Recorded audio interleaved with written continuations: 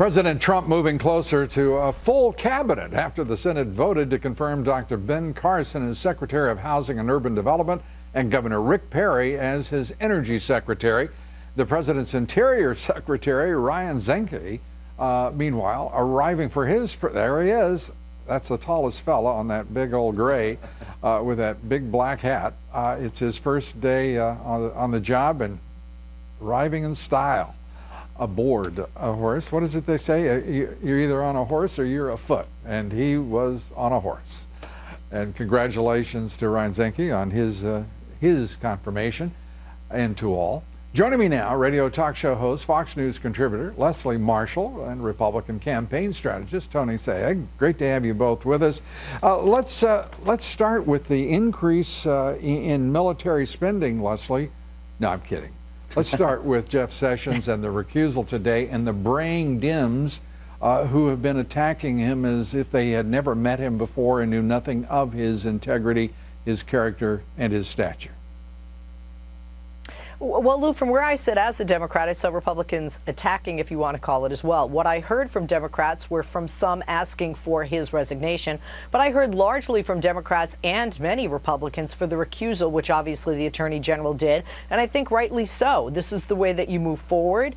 You keep it from being a huge distraction, and I think it was the right thing to do because, quite frankly, he did have a closed-door meeting. The confusion, I think, that comes for many Democrats saying we need to go further than recusal and have a resignation is, if you can't remember a meeting happened last month, now today, this month, all of a sudden you remember the meeting, but you remember what you did and did not speak about. That is a bit precarious, I think, for many people, not just Democrats. Yeah, I think mostly Democrats, only 14 by our count. The Republicans turned hyena today. Each and every one. Your thoughts, Tony?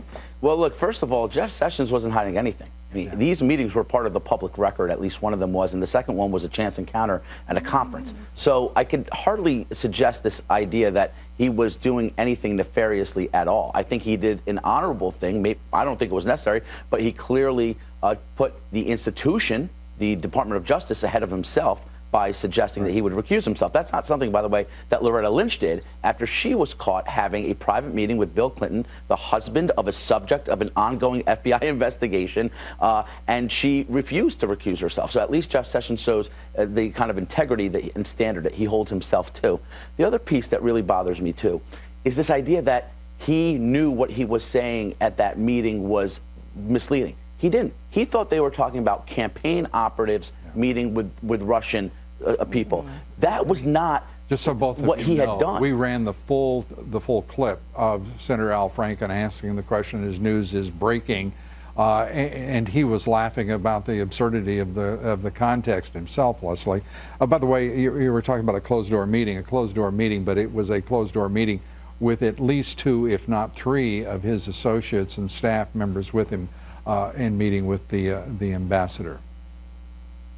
Yes, he did. This is part of the bigger problem here, Lou. If you have a meeting and there are other people there, how come these other people didn't come forward? How come he didn't remember that? How come now he's remembering what he did or did not say? And with respect to the context of the question and the answer, I have 2 children, 8 and 9. And if they had said something to me in the context in which the Attorney General did, I would consider it a lie, and this is why. Part of what he said specifically, part of what he said specifically was, I know of no one. I know of no one that had meetings with the Russians. And are you saying your children lie? I won't put up with that kind of charge on this broadcast. Mine are perfect. Not from a mother of 2. A father of 4. All 4 are perfect, right? It sounds like a bidding war now. You know, here's what's interesting.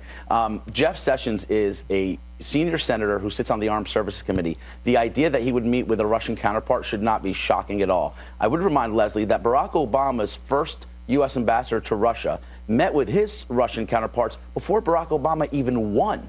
Was there any question then as to the propriety of that? No. And the idea that, you know, I get that Al Franken and some people in the backbench would make silly claims like Sessions should resign. But when the Democratic leader in the Senate joins what's essentially this kind of witch hunt, I think it just shows a real sad state for the modern Democratic Party's leadership, because it's very lacking to have the head of the Democratic Party in the Senate follow such a foul ball.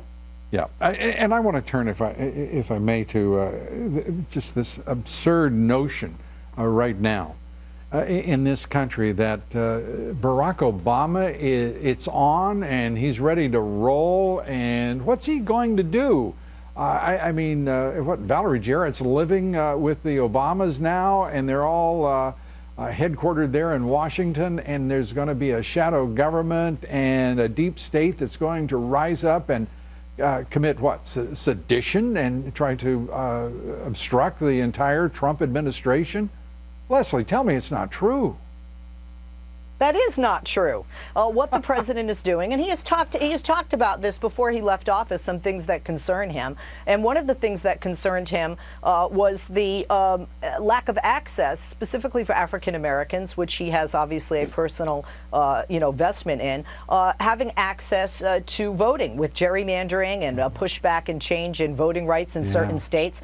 This isn't any kind of shadow government. This is a young guy who was president, who looks at his party and says, hey, the Democrats don't have the House, they don't have the Senate, they don't have the White House. What can I do as a former president, as a Democrat, and as an attorney to assist with that, working alongside the former Attorney General Eric Holder? Very noble. They've lost all of those things, Leslie, after 8 years of his presidency, I would remind you. And this is clearly nothing other than a legacy defense project, because Barack Obama understands that if history were to judge him, it would not be quite as nice because of the fact that you have had 8 years of economic, essentially, failure and foreign policy failure. We got to close it here very quickly. And by the way, I mean, it'd take a lot of spiffing to get that legacy where he would want it, I think.